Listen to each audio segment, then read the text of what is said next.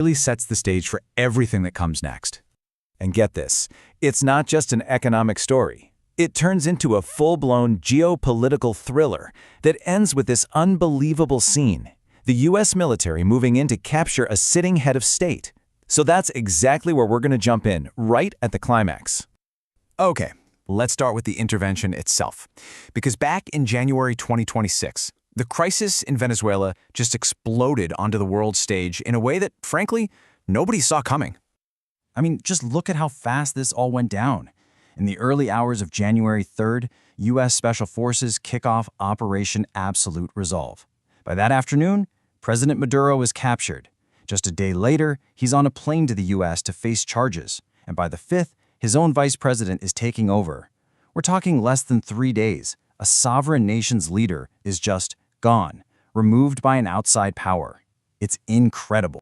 So what was the official reason for all this? Well, the U.S. administration at the time was very careful not to call it an invasion or, an act of war. Instead, they framed it as this massive law enforcement action. The argument was, hey, we're not targeting a country here. We're targeting a criminal network that has basically hijacked the entire Venezuelan government. And this quote from the U.S. president at the time, wow. It really tells you everything you need to know about the sheer scope of this plan. See, the goal wasn't just to grab Maduro. It was for the United States to literally run Venezuela, at least for a while. That is a massive declaration of intent. We're talking about directly overseeing the entire political transition of another country. But here's the thing. For an intervention like this to even be on the table, a country has to be brought to its absolute knees first. So how did Venezuela, a nation just swimming in oil, get to that point of total ruin? I mean, the change here is just staggering. It's hard to even wrap your head around. On one hand, you had the then, Venezuela as an oil powerhouse, one of the richest nations in Latin America. For decades, right, that oil money funded everything: infrastructure, social programs, you name it. And then there's the now, a state of almost total collapse. When the oil prices crashed and, mismanagement really took over, the whole system just broke.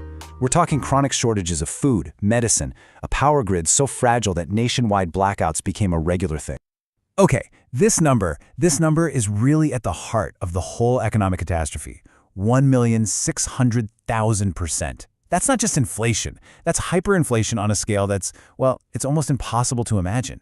Basically, the government just kept printing money to pay its bills, and in doing so, made their own currency totally worthless. Think about it. Money you earned in the morning could be worth practically nothing by the afternoon. Your entire life savings? Wiped out. Gone. The very idea of money just evaporated. Now, this kind of economic implosion, it doesn't happen in a vacuum, right? It went hand in hand with a political system that was also completely falling apart, creating what was basically a full-blown democracy in crisis. And the 2024 presidential election, that was really the tipping point.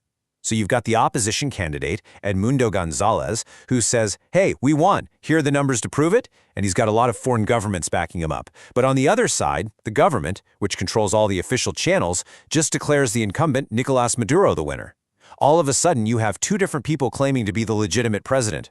The country was just fractured right down the middle, with absolutely no clear path forward. So, with its legitimacy in tatters after that election, what does the government do? It tightens its grip, hard. Human rights groups started documenting this awful pattern of repression. People being detained for no reason, political opponents being tortured, even extrajudicial killings. Suddenly, just speaking out against the government became something that could get you killed. So what happens when a country's economy completely fails and its political system just collapses? Well, the result is what you'd expect: a human catastrophe on an absolutely epic scale. And this really gets to the heart of it.